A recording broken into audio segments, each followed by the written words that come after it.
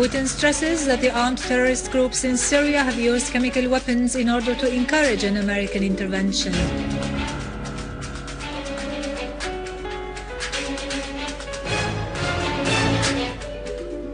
The Syrian Arab Army forces advance in Malula and assume control in Palmyra, inflicting heavy losses on terrorists.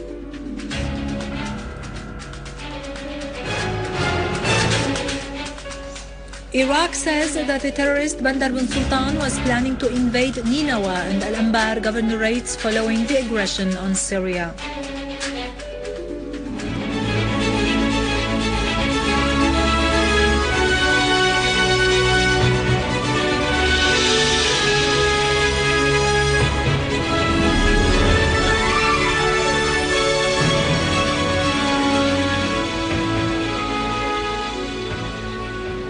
Good afternoon, ladies and gentlemen, and welcome to our news for today. Russian President Vladimir Putin has affirmed that the armed groups in Syria were the side that used chemical weapons, not the Syrian army, and their purpose was to attract American intervention into the country. In an article published by the American New York Times Daily, Putin said any American military action against Syria would flare up a wave of terrorism and cause the crisis to spread outside Syrian borders. He added that the use of force outside the UN in Syria is an act of aggression that would shake up Middle East stability. As Putin stressed that a US strike against Syria opposed by a large number of states and political and religious figures, including the Pope of the Vatican, would kill many people and would further escalate violence.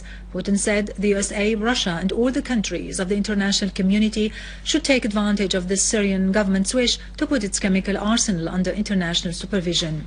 The Russian president warned against providing the armed groups in Syria with weapons, affirming that what is happening in Syria is not a war for the sake of democracy, but a bloody confrontation between the Syrian government and the armed hardlines, including the so-called Jabhat al-Nusra and the Islamic State of Iraq and Levant.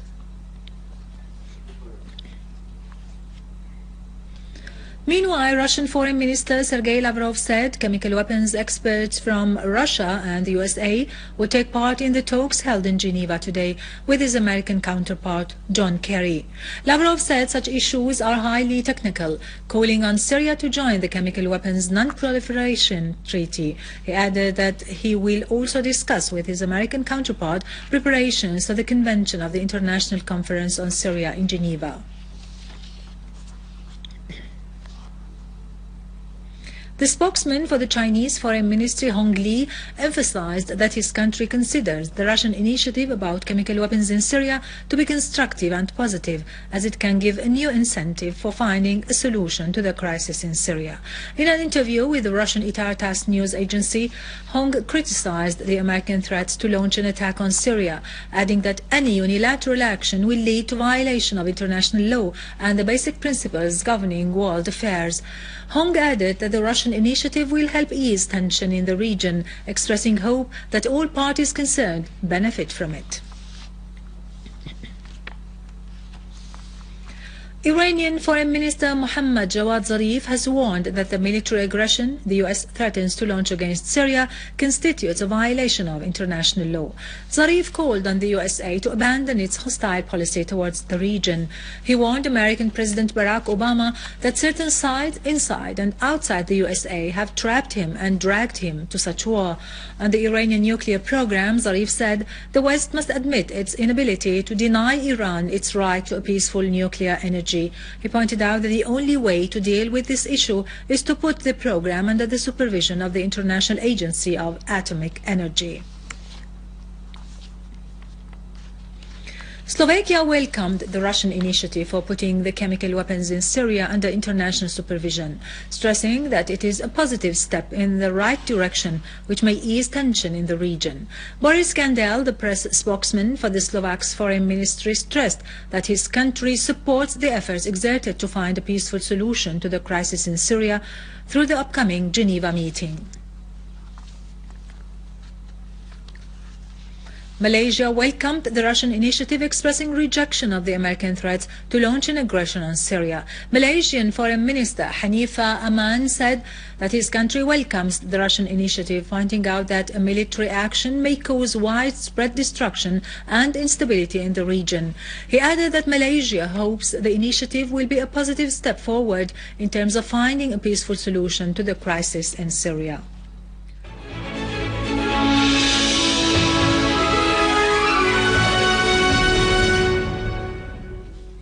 The Syrian Arab Army units assumed full control of Tallet Trad in Ash-Sha'ir mountain in Palmyra, inflicting heavy losses on the terrorists there.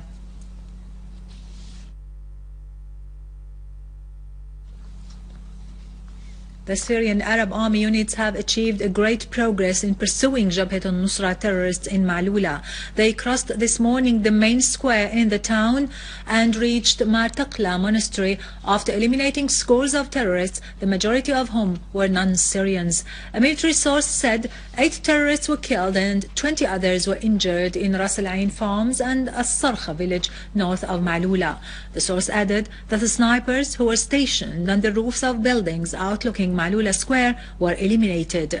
The news correspondent has meanwhile said the Syrian army, in cooperation with the National Defense Forces, has liberated a number of nuns and citizens who were held inside Martaqla monastery. He added that clashes are still going on in Jabadin near Ma'lula.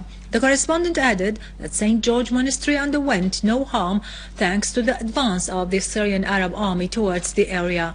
However, some shops and private properties were subject to sabotage and looting by the armed terrorist groups, the correspondent said.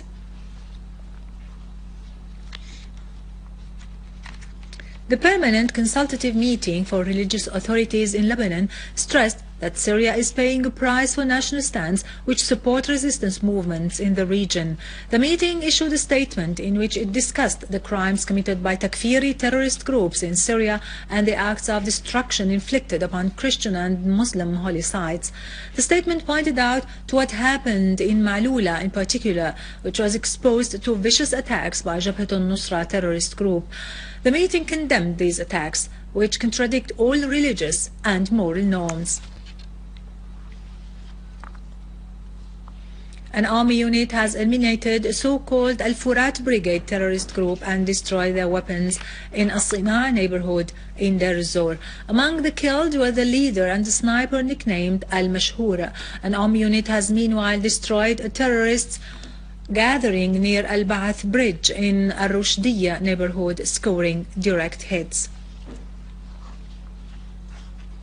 Iraqi security sources have disclosed information to the effect that agent Bandar bin Sultan has recruited tens of thousands of mercenaries to infiltrate into Iraq in case of an aggression on Syria in order to occupy Ninawa and Al-Anbar governorates and provide strategic depth to the terrorist gangs in Syria.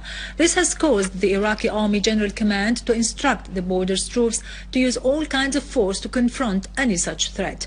Meanwhile, the Iraqi armed forces continue to chase Qaeda terrorists in Al-Anbar, capturing 7 Qaeda leaders and destroying 3 of their hideouts. The Digital Operations Command has said its Martyrs' Vengeance operations in Diyala, Kirkuk and Salah ad-Din have resulted in capturing 1,000 terrorists and destroying dozens of hideouts.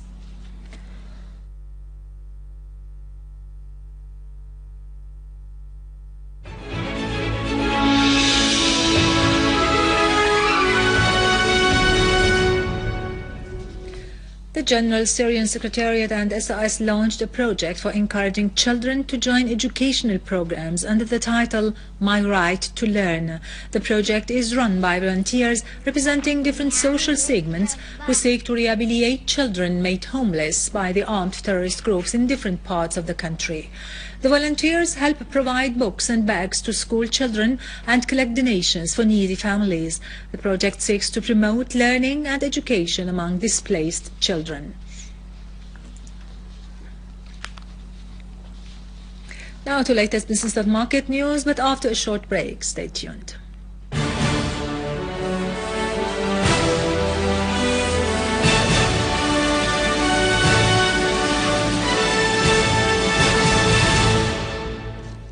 Welcome back. Deputy Prime Minister for Services Affairs, Minister of Local Administration, Omar Galawanji, has discussed with the resident coordinator for the UN activities in Syria, Yaqub al-Hulu, the efforts of the UN organization in the light of the hard conditions, asserting that the response plan continues in light of the available capabilities despite the lack of funding, which reached at 57% of the resources needed to meet the demands of displaced families, which estimated at $1.4 billion according to the plan of 2013. The Minister of Environment has signed a cooperation agreement with the Minister of Water Resources to protect the water resources from pollution. The Minister of State for Environmental Affairs, Dr. Nazira Sarkis, said that this agreement concerning the activate the laws and regulations of the environment affairs and protecting the natural resources, specifically water. On his part, the Minister of Water Resources, Bassam Hanna, asserted that the ministry seeks for ensuring the clean and healthy water. Deputy Director General of the Export Development and Promotion Agency asserted that the agency board will develop the plan for promoting the Syrian export in the next meeting. He also indicated that the agency team will visit some countries to support the plan, and there will be new mechanisms of implementation and new financial sources. On the other hand, the Professor of Economic Analysis at the University of Damascus, Dr. Abed Fadliye, stressed the importance of the government role to control the export of goods and Syrian products. Director of Damascus Fuel has announced that the available quantities of diesel and gasoline are sufficient and there is a strategic reserve, noting that the Directorate is distributing 1 million litres to the gas stations every day. He also pointed out that the price of 1 litre of diesel is 60 Syrian pounds.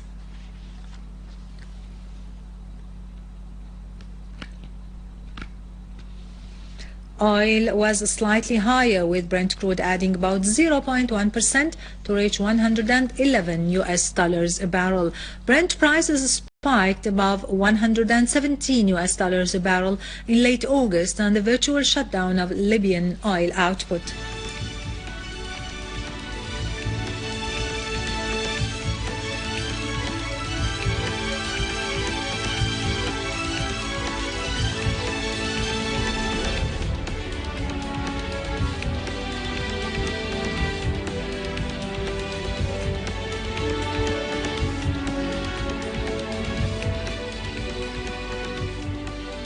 Standard & Poor's 500 index futures lost 0.1% today, indicating the U.S. equity benchmark may hold a 7-day winning streak, while European stocks rose, sending the benchmark index to a 5-year high after investors said the region's economy was improving.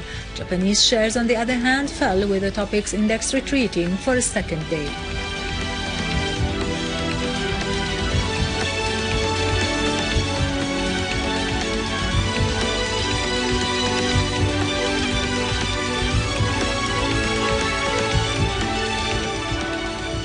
Gold retreated to a 3-week low on speculation that the U.S. Federal Reserve will commit to reducing stimulus next week. Gold for immediate delivery dropped 0.8% to reach $1,354 an ounce, the lowest level since August.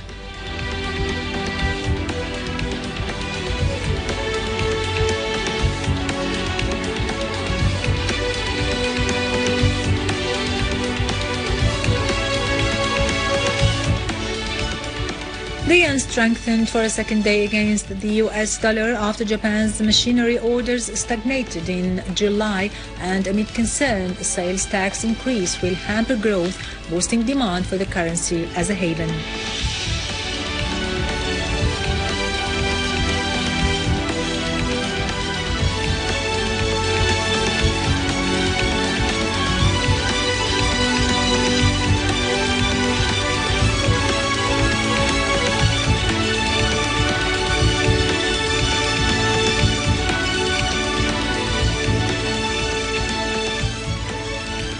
This will end our news for today. Thank you for watching. For more details about Syria and the region and to view this bulletin again, you can always visit our website in English, syriaonline.sy. God bless Syria.